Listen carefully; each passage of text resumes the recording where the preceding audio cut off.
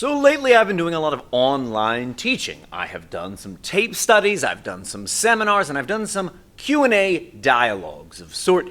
And there's a question that's been asked from a number of different perspectives, but they all seem to be driving toward one answer.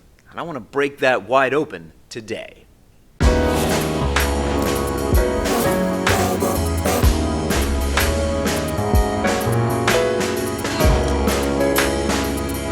I'm Mike Quackenbush, this is Till We Make It, and I want to break open this topic. It's about ownership of ideas, whether those are moves or characters or beats. Who owns or can really claim possession of ideas in wrestling? So recently somebody brought this exact scenario to my attention. They were on an event somewhere, and in the course of their match, they used the Boston Crab. When they came to the back, they were accosted by someone who said something to this effect. Hey, that's my move. The Boston Crab was their move. And in most scenarios, I feel like comments like that are a tad absurd.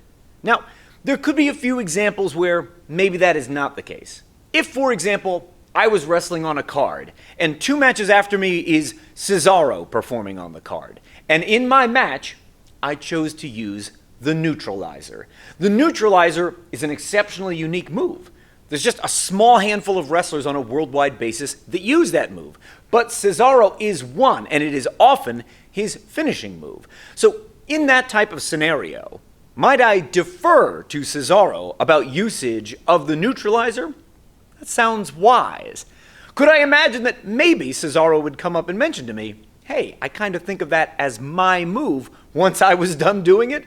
Yeah, I think so. And I think that might be justified if it is something very unique or otherwise proprietary to someone.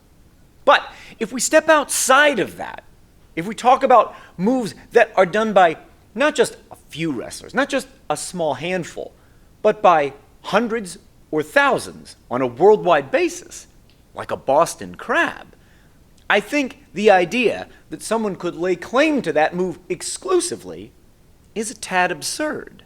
There are some moves in wrestling which have been performed for centuries, or in a few cases, millennia, and the Boston Crab is one of them. Some of the earliest artwork that depicts human beings wrestling one another includes an image of what we now call the Boston Crab. The idea that someone could attempt to say that the Boston Crab belongs to them, I think is a tad bogus. I don't think it belongs to anyone. I think it belongs to everyone that wrestles in the last couple thousand years. And you would be hard-pressed to come up with an argument that would convince me otherwise. But here is one such argument. So let's imagine that before a card goes live in front of the paying customers, I know that the finish I'm doing to my match hinges on the Boston Crab. Do I think it is acceptable to take a moment and speak to each of the other matches and let them know, today, my finish really hinges on the Boston Crab. If at all possible, could you avoid using it in your matches so I can preserve what's unique about my finish? I think that's an acceptable ask.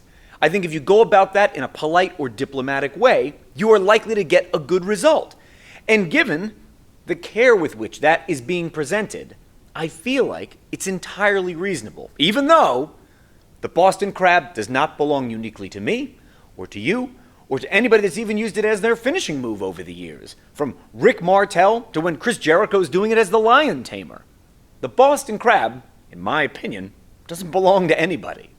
And if you're hearing all this and you're thinking, Mike, are we really spending this much time talking about the Boston Crab? Well, yes, as an example, but I'm just using the Boston Crab as one example.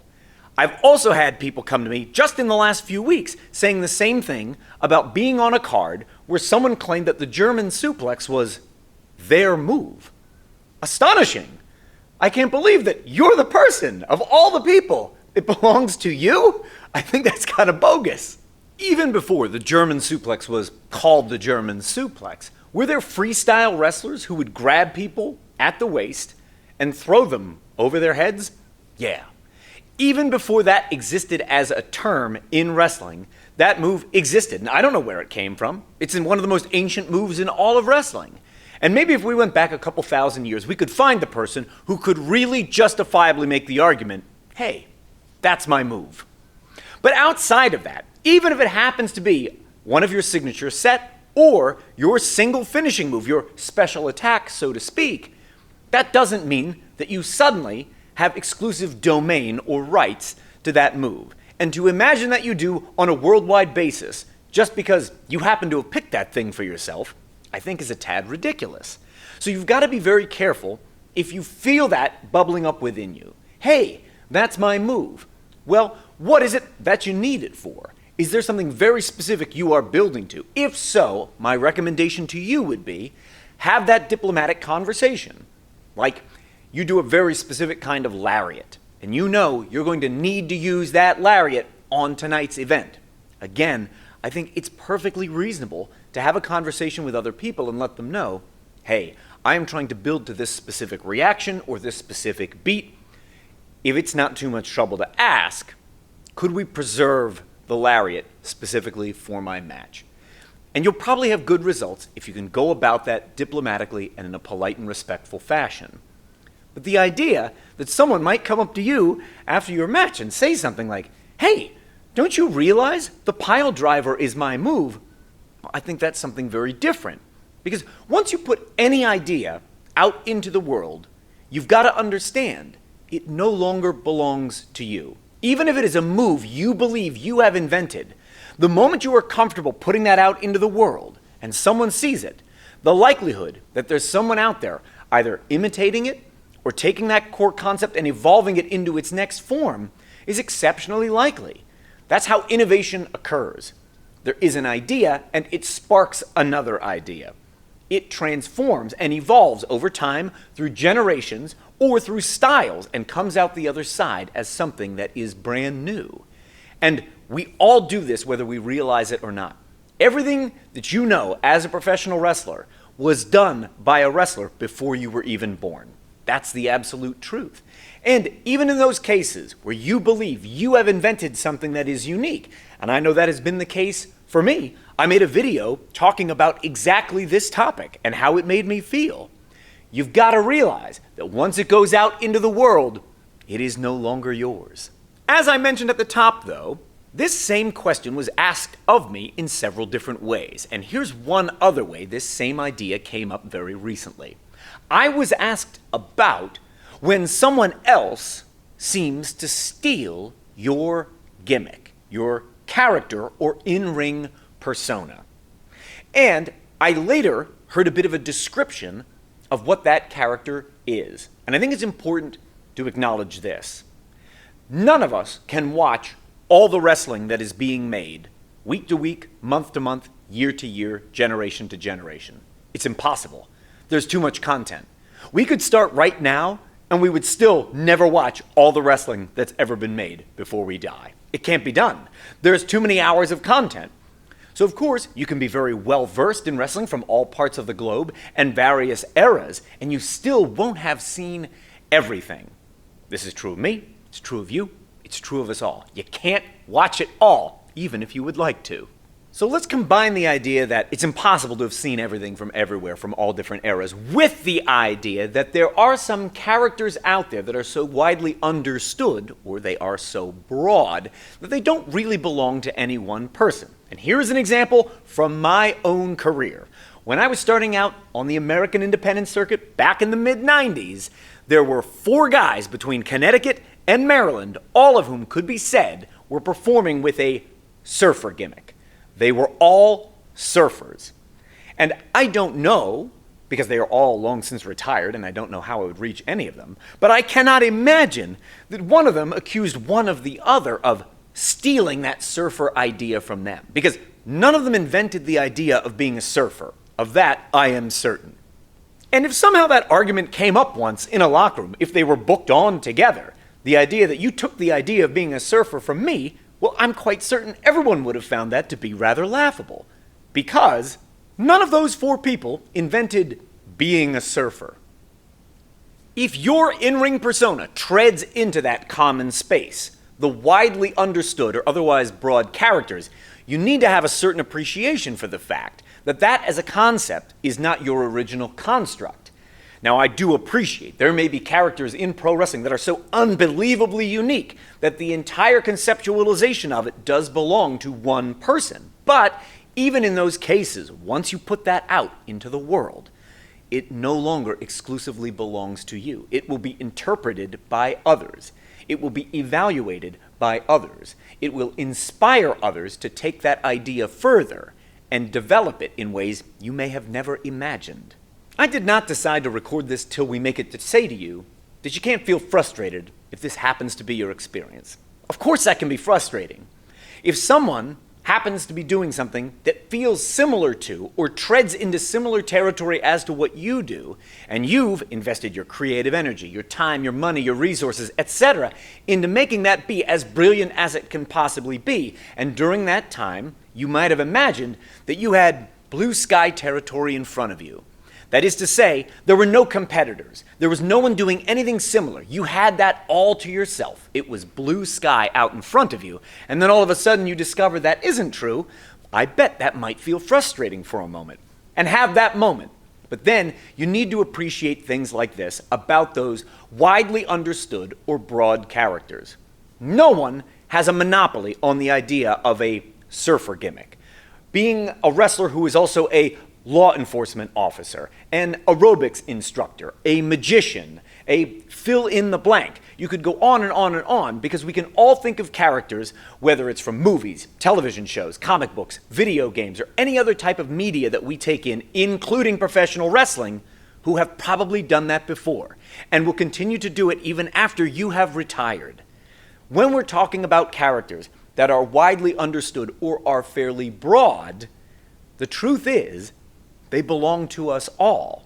This discussion about the ownership of wrestling moves and the idea of someone having the exclusive rights to a character type bring me to one point that I want to make about both scenarios. It is possible that someone could feel frustrated if they do a German suplex in their matches and then they discover you also do a German suplex in your matches. It is possible that someone might be frustrated if they imagined they were the only person doing a cowboy gimmick and then they discover that you also do a cowboy gimmick. But for them to come to you and to say that that as an idea belongs exclusively to me, I think is laughable. I think it is preposterous. And if someone came to me to have a discussion of that type, I would certainly listen to what they have to say, but I would choose to respectfully disagree. Because I don't think, just using these as examples, that either the German suplex or a cowboy gimmick belongs to anybody. I don't think anyone can really claim exclusive domain over either of those ideas. All right, so let's flip this thing over for a second. What happens if you are the person who is doing the Royal Octopus Hold and then you discover there is someone else also doing the Royal Octopus Hold? Or let's say that you do a vampire gimmick and then you discover that just a state or a territory away there's someone else who's also doing a vampire gimmick. Of course you know how I feel. It isn't possible to sit down and justifiably claim exclusive rights over either of these, the Royal Octopus Hold or the vampire gimmick or other examples analogous with these two. But what you can do, if you are concerned that in some way, shape, or form, another person doing the Royal Octopus Hold or another person doing a vampire gimmick impedes or impugns upon your own career, the best possible thing you can do is do it better. So if you happen to feel a wave of frustration because someone else is doing a German suplex or a Royal Octopus Hold, or you discover there's some other performer out there with a cowboy gimmick or a vampire gimmick, or any other example that is roughly analogous with what we've been talking about, let that be motivation for you to do it better than anybody else in the space. Make your German suplex the best in show. Make sure your Royal Octopus Hold outshines any other take on that move out there. That your cowboy gimmick is so unique and bold that it simply cannot be ignored. And if your blue sky has been interrupted by someone else attempting to do a vampire gimmick, then make sure yours is so bold it could never be confused with the pale imitators that have followed. Doing the work better is the best way to distinguish yourself, no matter how crowded the marketplace might be, full of octopus holds and German suplexes and cowboys and vampires. I am curious to know, has anyone ever come to you trying to make an argument on this point? And what was it about? I would love to know. Would you drop that in the comments for me below? And on your way out the door, subscribe, like this video, and ring that notification bell so every time I publish, you will get notified. It helps with the YouTube algorithm, whatever the heck it is. I will keep on making the videos. You keep on being awesome. And together, we will keep on faking it.